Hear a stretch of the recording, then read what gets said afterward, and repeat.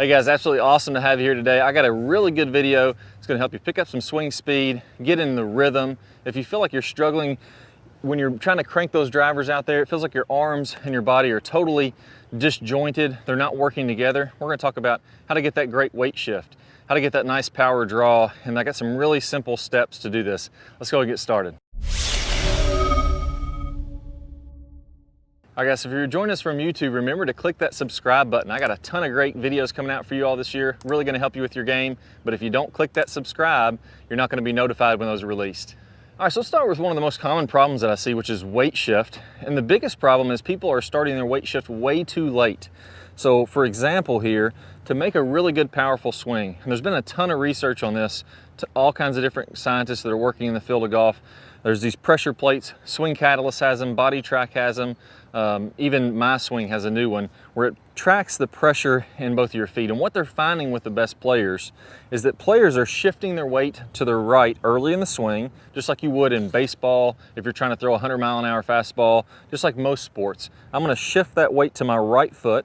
So as I start to make my takeaway, what's gonna happen is I'm gonna feel that weight shift to the inside of my right foot, that instep, and now I'm in that powerful position. I'm loaded up. If I was gonna throw a football, that's exactly how I would do it. If I was gonna throw a baseball, swing a baseball bat, all those have the same thing in common, which is the weight is going to the right foot early in the backswing.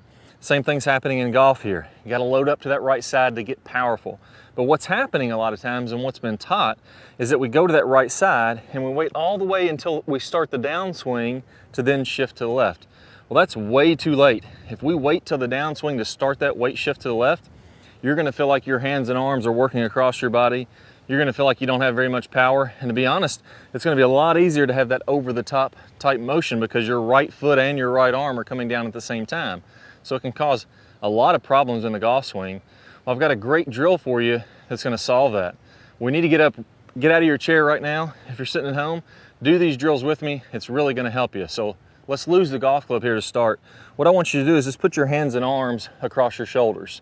Now the weight shift should happen like this. As I go into my backswing, my hips are gonna be fairly high, like at the top of a U. And then you can imagine as I start down, I'm gonna be shifting to the left, my hips are dropping, and I'm really exaggerating here just so you can see. But as I start my downswing, the hips drop, and then everything comes through to the left. So we go to the right side, then we start to shift to the left, and then back up.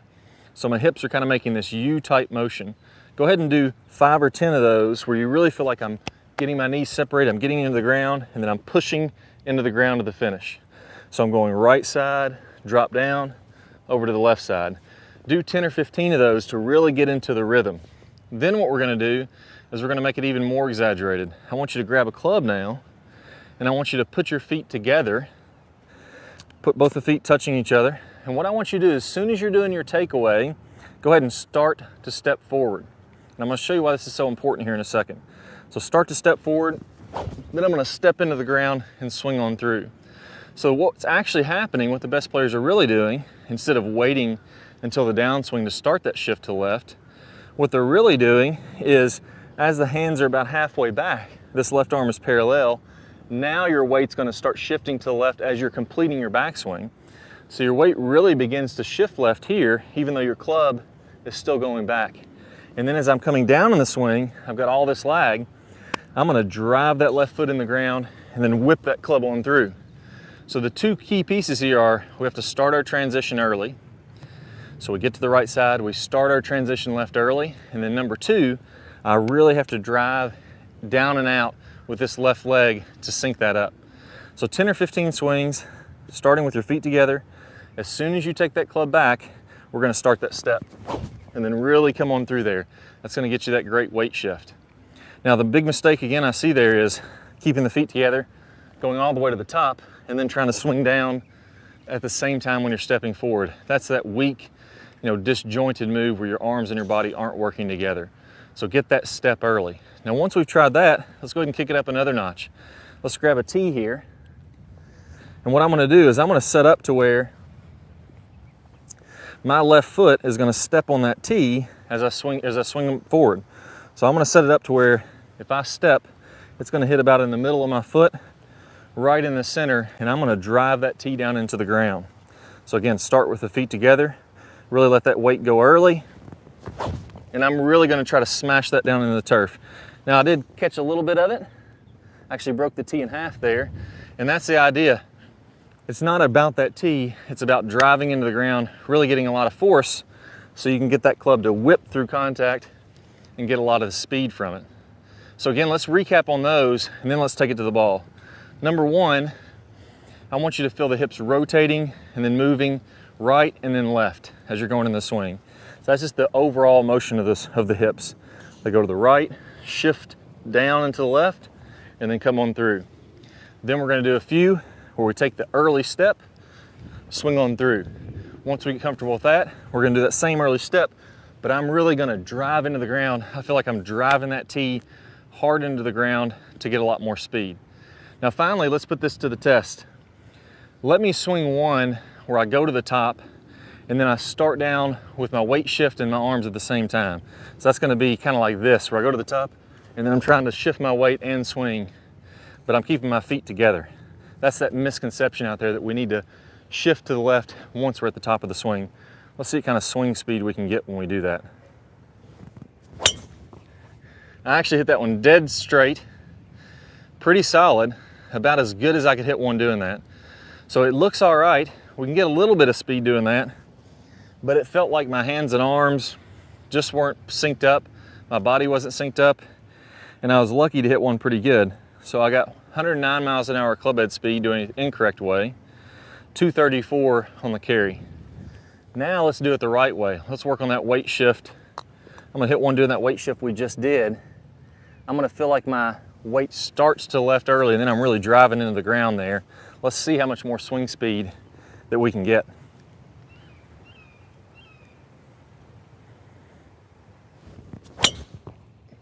There we go, much better. Same shot, about on the same line. Both of them were straight, but I guarantee you that one got a little bit more carry distance and a lot more swing speed. So there, that shot, 118 club head speed, so about 9 more miles an hour. 281 carry and 314 total distance. With a range ball, that's pretty daggone good. I'll take that all day. So now that we've got this weight shift, that's one of the big keys to power. Let me give you 2 really quick tips that are gonna help you to put this to use. You got the swing speed. Now we need to get rid of that over the top, get you coming more from the inside and letting that club release. So piece number 1, you're gonna notice that all the long drivers do this. You won't see any long drivers, any guys that are on TV bombing at 400 yards with the ball back in their stance and their weight on their left side at the dress. Remember, we gotta get our weight on the right side early and then shift it to the left early. So what you're gonna see is that ball up in their stance. If I put that ball kind of on the instep of my left foot, that's a good place. What that's gonna help me do is to launch up on the ball. With a driver, I'm actually hitting slightly up. That's gonna get those big booming drives. You see those guys hit it a mile in the air and it just keeps flying and flying. That's gonna help you do that. Number 2, I'm gonna make sure my chin is behind the ball. Again, when my chin gets farther back, 1, it's gonna promote that more upward swing. Number 2, it's gonna promote more of an inside swing. So if I'm tilted back like this, it's a lot easier for me to come from the inside and catch that ball right from the slot. If I'm up here, now I'm gonna chop down kind of steep on that ball. It's not gonna be as good. So those are the first 2 pieces. Number 3, I want you to go ahead, make sure your hand is turned a little bit more under the club. If you can imagine your palm being a little bit more under, that finger, your thumb, being pointed more toward your right shoulder. Now I'm in a position where I can really release that club from the inside. And then the last piece, let's get that elbow in. So we got our weight shift, now we got our setup. Hopefully I won't hit this little deer out there in front of us. Let's go ahead and give it a good rip. There we go, just slightly to the left. Feel like I get some good swing speed on that one. Had that nice draw that everybody's looking for. Let's see what the club head speed was. So again, improper weight shift, 108 and 109. That one 118.9, so almost 119 miles an hour. 265, wasn't quite as solid as the one before, but I was in a good position. I got behind the ball and I had that powerful weight shift. So if you can put those pieces together, you guys are gonna pick up some serious speed. Now, if you're joining us from YouTube, one thing that we can do from the Top Speed Golf system that really helps with this is what's called the move. And with that, we talked about coming more from the inside, getting that right arm in a position to where we can come down in the slot and come in nice and shallow with the ball. What helps with that is what we call the move, which is shallowing that club out from the top, getting this left wrist bowed, and then starting to square that face up early. Now I have a great preview of one of my best videos from the move. It's the tennis racket drill. And if you click the link that pops up on the screen, the iCard on the screen, or the link down below in the description, you'll be able to get instant access to that video, start shallowing out that club, start coming from the slot, playing a lot better golf. Let's go and get started. Good player problems. We're going to talk about shallowing that club shaft out as we're starting down, as we're doing this rotating of the face that we worked on in the last video. As we start this downswing, what you'll see with basically all of the top players is instead of coming kind of over the top and letting the hands come out away from their body, letting the club come out away from their body, again coming down steep into the ball and then having to open up, kind of fillet open the face and add loft to it, the flattening of the shaft should happen as soon as we start down. So as we start this downswing, what we want to have happening here, you can imagine that if I draw a line from the hosel of my club up through my right elbow, that's my swing plane line, my elbow plane. As I go to the top of the swing, I'm going to be slightly above that. And then as I start down, I want my hands to start to shallow out. I want the club to shallow out inside of this elbow plane. And at the same time, I'm going to be rotating.